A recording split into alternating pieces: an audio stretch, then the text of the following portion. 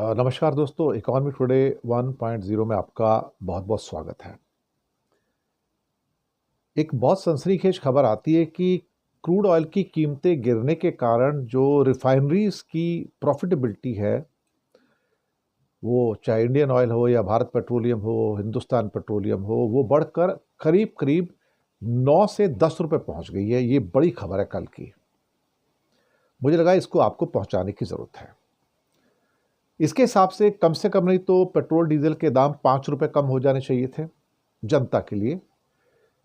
लेकिन अब सरकार के सूत्रों से खबर ये मिल रही है कि ये जो प्रॉफिटेबिलिटी है, जो कि एक किस्म से विंडफॉल गेन है, एक मुनाफाखोरी है, इसका फायदा सिर्फ सरकार को मिलेगा, जनता को नहीं मिलेगा और जनता को कोई राहत नहीं दी जाएगी।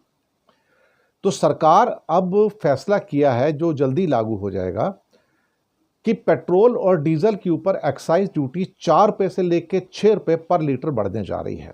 जी हाँ, मोदी गवर्नमेंट जो है पेट्रोल और डीजल पर जो एक्साइज ड्यूटी है वो 4 रुपए से 6 रुपए और बढ़ाने जा रही है। हमें ये कहा जाएगा कि हम 4 रुपए 6 रुपए बढ़ा रहे हैं, लेकिन जनता को उसका कोई फर्क नहीं पड़ेगा।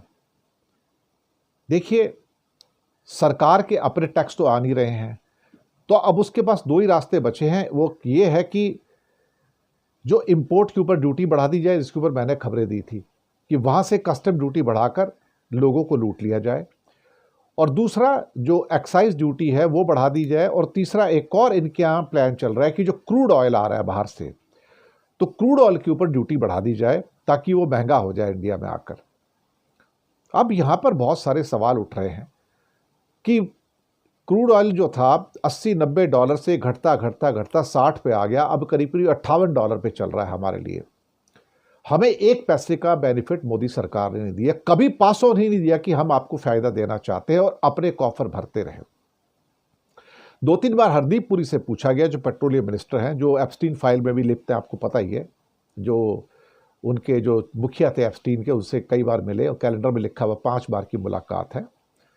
तो वहां पर भी ये कहा गया था, वो कहते कि अगर ये कुछ एक्स्ट्रा पैसे आ रहे हैं हमारे पास तो देश के भले के लिए खर्च करिए। जब उनसे पूछा कि देश कौन है भाई, तो बोलते गरीबों की भलाई के लिए पैसे खर्च कर रहे हैं हमारी सरकार, तो डायरेक्ट बेनिफिट क्यों नहीं देते आप थोड़ा बहुत जो जनता को दे। वो जनता को बेनिफिट नहीं देंगे। अगर मेरे को 105 रुपए लीटर बंबई में पेट्रोल खरीदना है, या महाराष्ट्र में पेट्रोल खरीदना है, या 110 रुपए के आसपास राजस्थान में, मध्य प्रदेश में और बैंगलोर में पेट्रोल खरीदना है या डीजल खरीदना है, तो उसमें कोई राहत नहीं मिलेगी। आपको राहत मोदी सरकार नहीं देगी, वो अपने कॉफर यानी कि अपना वो भर लेगी।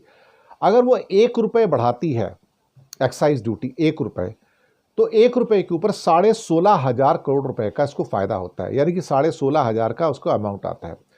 जैसे कि मिनिमम जो 4 रुपए बढ़ाने की बात हो रही, तो 16 चौके 64 और ऑलमोस्ट आपके पास 65-66 हजार करोड़ रुपए एक्स्ट्रा एक साल के अंदर एक्साइज ड्यूटी आएगी।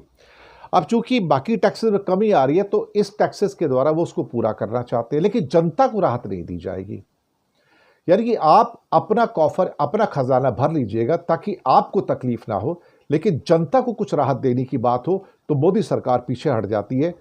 जनता के नाम से ही इनको तकलीफ होनी शुरू होती है कि जनता को क्यों दिया जाए, हम नहीं देंगे जनता को। यह दिक्कत है सारी की सारी। और अगर 6 रुपए के हिसाब से बढ़ जाती है तो ये ऑलमोस्ट 1 लाख करोड़ का एक्स्ट्रा आ जाएगा। 4-4.5 लाख करोड़ तो एक्साइज ड्यूटी ऑलरेडी उनकी कलेक्ट हो रही है, तो इसमें 6 रुपए के बढ़ाने से 1 लाख करोड़, और मिनिमम 4 रुपए के बढ़ाने से, जिसकी बात हो रही है, कम से कम 65-66 हजार करोड़ की एक्स्ट्रा इनकम सरकार की इस साल में होगी। अब आप सोचिए, क्या ये सरकार जनता के लिए है या अपने अडानी अंबानी के लिए है? आप खुद ही सोच लीजिए। हमें कोई पासवर्ड नहीं करेंगे ये लोग, एक पैसा भी नहीं देंगे ये लोग। शुक्रिया आपका बहुत बहुत। इकोनॉमी टुडे 1.0 को जरूर सब्सक्राइब कीजिएगा।